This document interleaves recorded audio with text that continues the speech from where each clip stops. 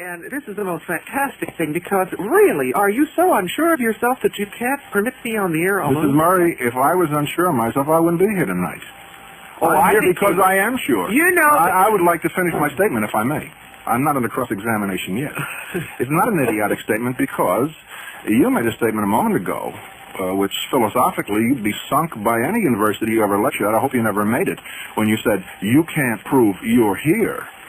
And that no term means what it means in a given context. For instance, can you ever think of any given context when hydrogen 2 parts and oxygen 1 is not water? Oh, now, come on, you're trying to be erudite. And erudition has nothing to do with knowledge or belief. I'm asking you, can you think of any situation in all experience where hydrogen 2 parts, oxygen 1 is not water? I have no idea, because I haven't been around from the very... No, I haven't been around from the very beginning. For instance, there's much evidence that perhaps gravity was not always measured at the figure given today for gravity. We are passing by the point of your own statement here. You say, the atheist materialist philosophy declares that the cosmos is devoid of eminent conscious purpose, that it is governed by its own inherent, immutable, and impersonable law. Insofar as we know this. That you contradicted yourself. No. Well, there is no. Of course you do. It doesn't? No. You mean for you there is no need? No, you see, there is no need for authoritarian... Can I make a statement? Yes. I'm only quoting Mrs. Murray. She says that the universe is governed by its own inherent, immutable, impersonal law. Now, how can you have inherent and immutable law when you can't define... Wait a minute. You can't even define the reality of hydrogen 2 parts, oxygen 1, but you know the universe is governed by inherent, immutable laws. How did you arrive at that? Moment, though, do I use such nonsense words as yes, transfiguration or heaven or hell? You're changing the ground of argument. No, I'm not. You are never going to see me. When we say H2O, we know what we mean. When what do you mean? Say transubstantiation, you don't have to say I don't exactly say it. what I you're don't talking say it. about. I don't say or it. when you talk about eternity, these are nonsense words. Why? Is Einstein nonsense? Einstein... He's nonsense?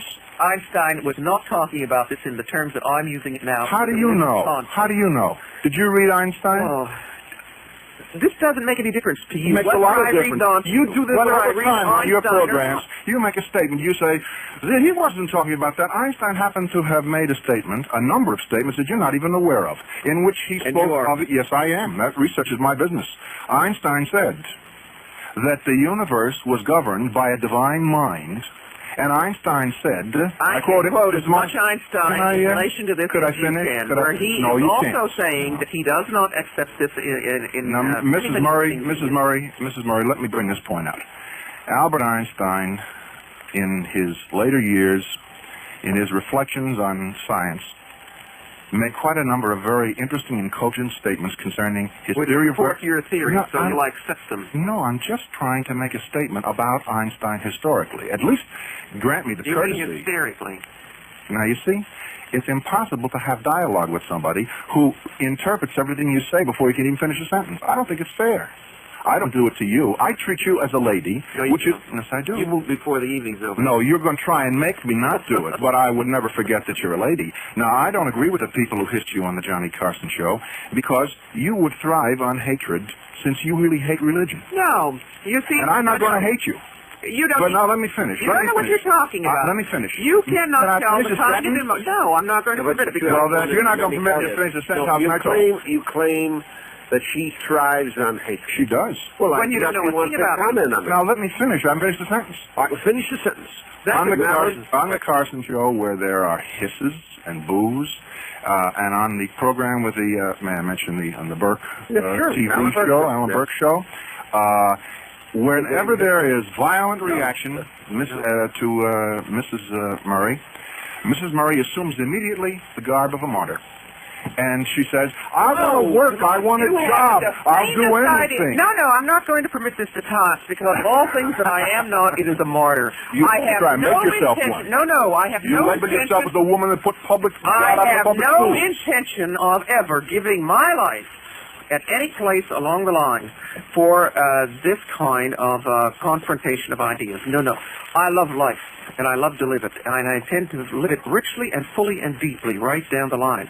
I'm not the least bit interested in being a martyr. at any time, because life is too important, too real, too earnest, I'm not and too speaking here. of martyr as dying.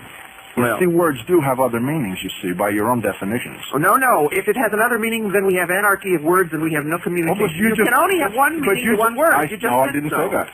You listened to the tape. I didn't say it. I said to you, in certain contexts. Do you spend your whole life listening to the tapes that you've been on? No, to you. And taking it apart word To by you, word? to Why John. not parse the sentence? Language and words is a business for a lawyer if you're a good one. If you don't know language, you have no business being in law. I happen to be a linguist in the sense of the meaning of terms. No, you're an apologist for religion. Could I, and John, as an apologist for you're religion, supposed you to have moderate have this. Now, do I get a chance to control talk? of the words that Or are you're you on her Right, team? No. Hold on, please. Okay, I've got to talk then. You right away you're labeling me. And I think you're being unfair. You're a guest of mine. And you're insulting our moderator by labeling me. Don't Do you want to apologize? I couldn't do that. My conscience would bother me. All right, go ahead. Make your point. I'll tell you, in fact, I'm going to give you 2 minutes. My point is, Uninterrupted. Mrs. Murray delights in trying to needle people who are trying to talk to her and trying to reason, trying to find out, asking questions about things. She needles them and makes off-the-cuff remarks, and some of them are aimed at conveying an impression, a psychological impression. She's a former psychiatric social worker. She's aware of the meaning of terms in language. She snickers about clergymen being loony. She deliberately holds back on the word nut and then changes it to minister. She's well aware of how this affects an audience. Now, I don't mind being called loony or a nut for the sake of Jesus Christ. I just like to know what her excuse is. I've got a good excuse. There wasn't even a Jesus Christ. Well, now, you see, there's a... You see, there's... So you go off on all of these things that have absolutely no meaning. Madalyn, please. And Mrs. Murray, thanks for the 2 minutes. Tell us how you've been saved. Well, it wouldn't be difficult, but John would be terribly upset to take his valuable time. No, please. I'd like to hear about it. Fine. I want you to take 2 minutes to talk about the saving of Reverend Walter Martin. I'll be delighted to, and I won't beat my breast about it at all. I'll simply state it, but before I do state it, I intend to get this point across. Mrs. Murray's own statement about atheism and materialism, and statements about the universe is devoid of eminent conscious purpose and governed by impersonal and immutable law, she can't make by virtue of her own vocabulary, because she can't define immutable law. She can't define purpose. She can't define any of these things, because every time you force her into a context, Mrs. Murray will change the meaning of the word in its context. Now, as far as I'm concerned personally, I'm delighted to speak for Jesus All of Christ. your words have concrete I would like to say this. I am a minister of the gospel of Jesus Christ. I am no better than Mrs. Murray is. I'm only a sinner saved by grace. Oh, dear. I accepted Jesus Christ as my Savior. Who saved you? Grace who? Do we have the common courtesy of intercourse? No, because was I asked the here question? on the air. Was I asked the question? Was I asked the question? No, but really. Was I asked the question? When you go into Then will you permit me to talking about the grace John, of Jesus Christ, you don't even know what you're Will you talking permit about. me? Will you permit me? Mrs. Murray says right here, the aims of her society is to promote freedom of thought. I assume it's since she's a lawyer. Rational thought. By your definition. That's why you're dangerous, Mrs. Murray. Because by your definition, rational thought is the suppression of my right to be religious, and you would suppress me, I'm sure, if you had the opportunity. No. I wouldn't suppress a nudist either. If you want to be nutty, well, you be nutty. You see, we're back to the words again, you see. I could get on a program and I could say, Mrs. Murray is nutty. I could get on and make fun of it. Go ahead. Why?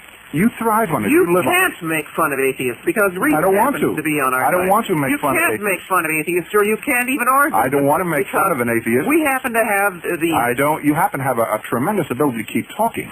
But aside from that, not much time. I've been able to get in a word. I've had you on many times, Wally, so don't give me that. I've been able to get her a few jibes in here. Yeah, you're doing pretty good. You talk about freedom of thought, but here I'm expressing freedom of thought. I said... No, you're expressing psychosis, pure and simple, right down the line. Are you a qualified diagnostician? I am qualified diagnostician. Are you a qualified... You are not. Yes. You are not. You have no degrees or no training to qualify you. What is psychosis?